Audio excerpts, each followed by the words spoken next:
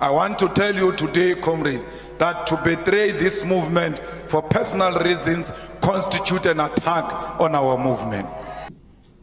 Where does that enter? And you don't even once suggest that I'm betraying the revolution. I will never betray the revolution.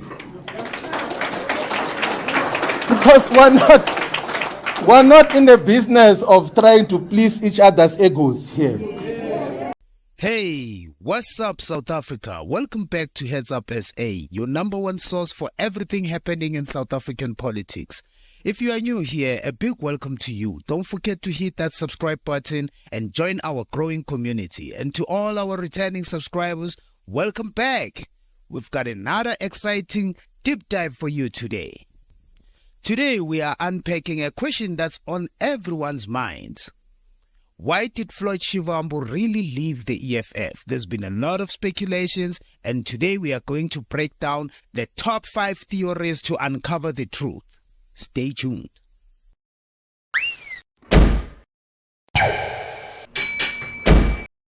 Our first theory centers on a strained relationship between Floyd Shivambu and EFF President Julius Malema. Over the last 3 years, rumors of tension have been bubbling up, with insiders suggesting that Shivambu has been increasingly unhappy with how Malema runs the party. As the rift deepened, those who supported Shivambu for the EFF presidency seemed to find themselves edged out of the leadership roles.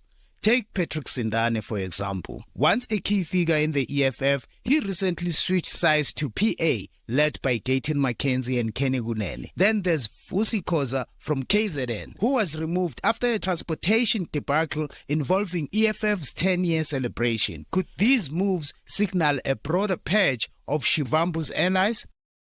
The CCT has therefore resolved to recall all public representatives who failed to meet the organizational mandate and obligation in relation to the EFF 10th anniversary rally.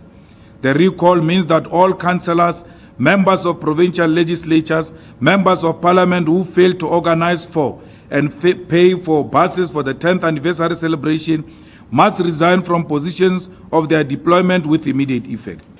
Anginankinga nesinyathelo abasithathile, but nginenkinga nomphumela.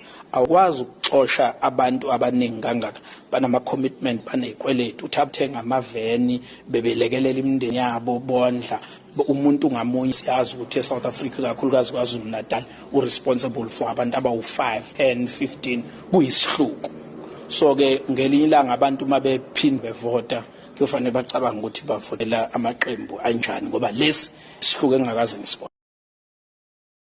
On a second theory, Shivambu's departure might also be linked to internal struggles over marital leadership within the EFF. Reports suggest that Shivambu has been wrestling with decisions that seemed to marginalize those in his camp. This leadership power struggle could have played a significant role in his decision to leave. Whilst Shivambu feeling sidelined as the internal dynamics shifted, the removal of his key supporters hints that the leadership tide was turning and perhaps not in his favor. Another theory suggests that Shivambu might have realized just how ruthless Julius Malema can be in politics. Remember Andile Lungisa, who served as Malema's deputy in the ANC Youth League. Lungisa saw firsthand how tough Malema can be when challenged. In the EFF, power seems centralized, with Malema holding the reins tightly. Perhaps Shivambu recognized that there was a little room for differing opinions and that his future in the party was uncertain.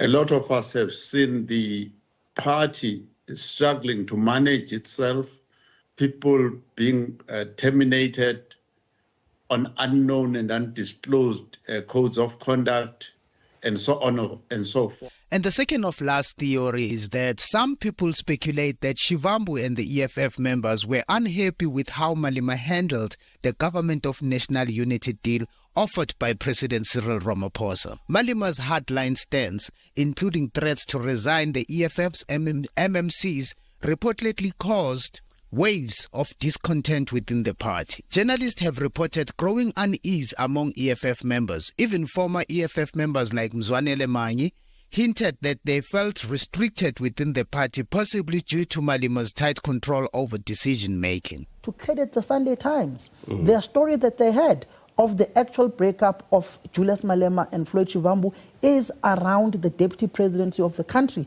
and how Julius Malema was going around and negotiating for himself. Mawanda would know of a certain gathering at a former minister's house where battles broke out within that particular residence between some leaders of the ANC Youth League, the ANC, and Julius Malema, where he was telling them that whether they like it or not, he is the incoming deputy president of the country. One more theory to consider, and it's all about ambition.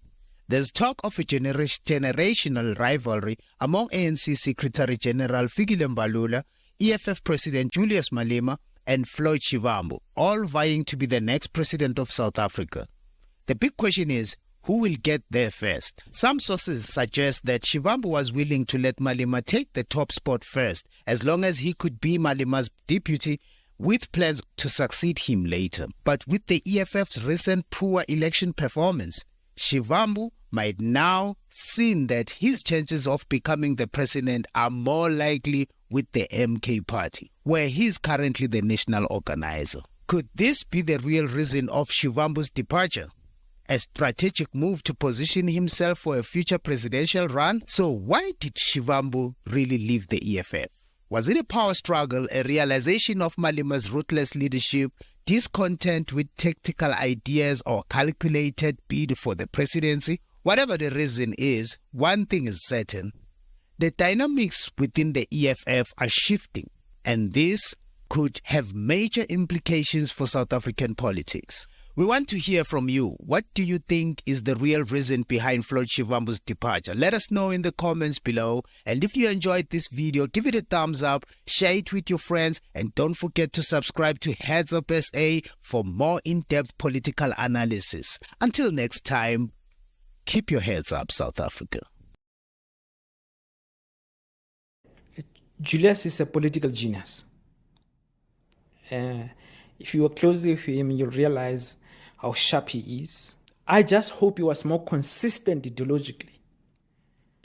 Julius presents real possibilities, but as I say, he might present the biggest danger to radical transformation in South Africa, precisely because of his affinity to this compradorial lifestyle. And in fact, he does say that doesn't want a revolution. He went to Nigeria and he told the world that he's going to TB Joshua.